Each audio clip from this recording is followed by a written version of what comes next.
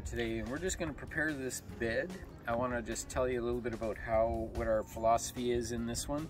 And you can see that this bed is full of all kinds of different types of plants, and none of these were really planted. They're just sort of left over and they're coming back from last year, other than this this crimson clover, which we have planted it last fall. And because we knew this bed is saved for summer crops, and now we're about the end of about the middle of June, and now what we're going to do is we're going to prep this and get it planted for some summer plants. So maybe some peppers, maybe some eggplants, maybe some squash, that sort of thing. So what we're going to do is we're going to prep this today, and I'm just going to tell you a little bit about it. So these plants are excellent, these clovers, because they're nitrogen fixing. So that means that there's these little nodules on the roots that are filled with bacteria that give off nitrogen. So by using these as a cover crop, it's one of the best things you can do for your vegetable garden. And again, we knew, like, we have a lot of beds here, and we don't always need them all, right?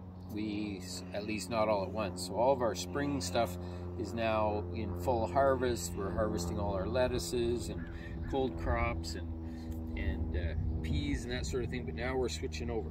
So you can see this was just a rogue bok choy that was here from last year, but it's fine. The key is never leave your beds fallow. Never leave them just sitting with nothing in them. Always keep plants growing. That's the best thing for the soil and for the worms and any of the life that's in there, the fungus and whatnot. And we do a no dig method, so we're not going to dig this bed. So what we're going to do is we're going to basically chop everything off at the surface and leave all the roots intact in the ground. But again, for plants like this, these are awesome, these bok choys, for attracting pollinators and whatnot. So I always leave them right as long as I can, and sometimes even just nibble on a few too, because the little flower buds are just awesome and sweet and delicious. So I'm not going to eat one now, but they're really good. So what we're going to do is really quickly just clean the surface off here and get down to the next layer, and then we'll chat a little bit more. We've got some more, we even have some leftover potatoes shooting up from underneath.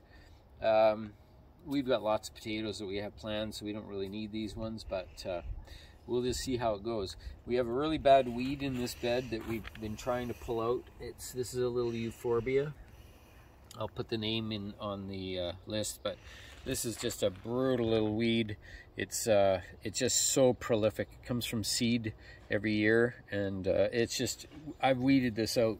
You know, I come through and I leave all the good plants that are doing their thing, they're rooting in, so I leave those ones, but I want to get rid of this one. But I'll tell you, it's a challenge. There's just so many of them, and you know, it's one of these things where hopefully we can get them all before it gets too late. Anyway, that's a tough little weed. So anyway, I'm just going to go quickly over this. I wanted to show you the nodules on the roots of these clovers. So I'm going to see if I can carefully pull one out and see if we can see some of the nodules. So I don't know if I can see any on this one. Oh yeah, there's a nodule there. You can see this little bump there. There's one. So that's one of the nodules that's producing nitrogen in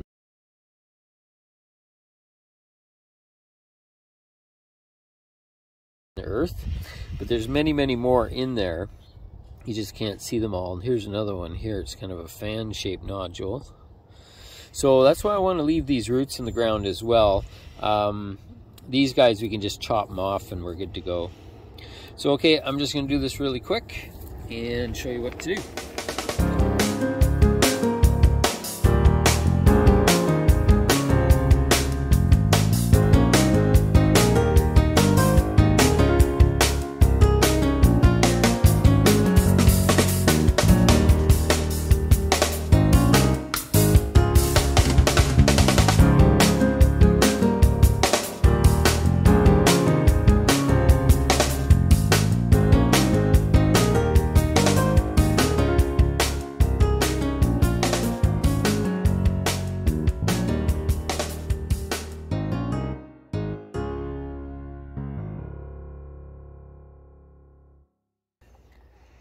All right, so the other thing I'm just going to mention was this crimson clover when it was in its prime, it was all beautiful little buds like this.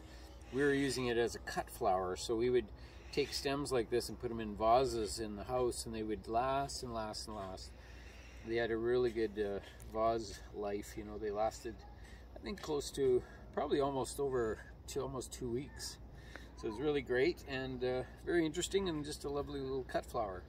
So there's another use for crimson clover. In between times, we took a ton of cuttings off this particular planting, and yeah, we're going to do it again this fall.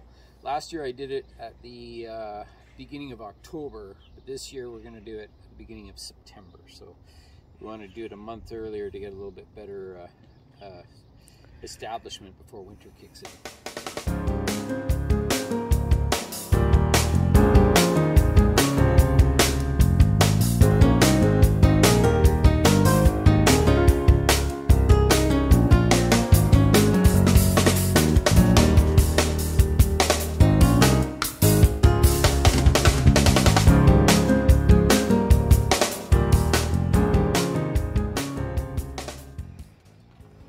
I'm also going to leave a few of these alyssums growing, and I want to establish some around the perimeters as well.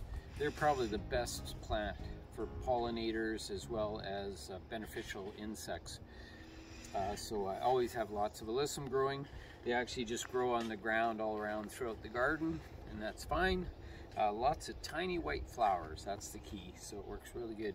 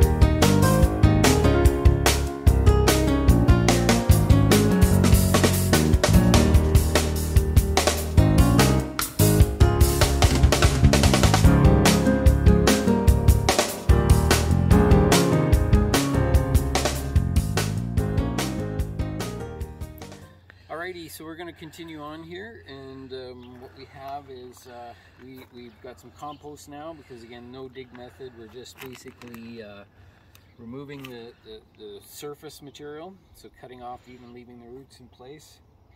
And now all we have to do is cover this entire area with some nice compost. So we have some bagged soil here. It's a compost mix, and it should work quite well. And we have this screen here for some vining stuff. We're not sure if we might grow something on this or not. We're still deciding that. But we have our drip lines here. So these systems, we have them running about 10 minutes once a day at about 10 a.m. So I always like to run them in the daytime when I'm around, so I can have a look and see if they're actually working. And so I'm just going to take these and flip them out of the way right now. And it's just starting to run. It must be 10 a.m. Perfect timing. Okay, put those out of the way. And just going to slice these bags open.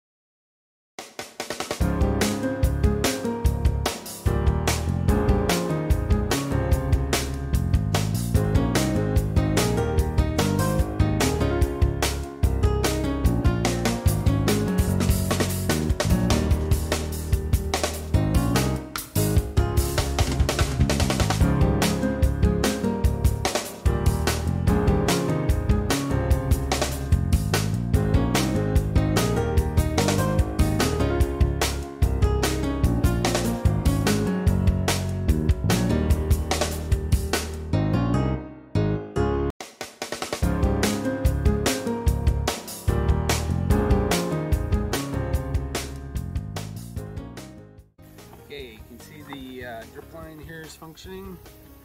This one's not quite working right. It's got some debris in it. There we go. Once they're clean, they should just drip. So they have one drip every 12 inches, this type of drip line, and it works really great. So we can put this back and you can actually see it working. There's one microjet on this line, which is causing all this bit of a spray here. And this particular one could use one extra drip line, I guess, depending on what type of crop we're going to grow in here. So that's basically that. You know, that's going to be ready to go. So most of these drips are going to drip 1 gallon per hour of water. The microjets are much higher than that. So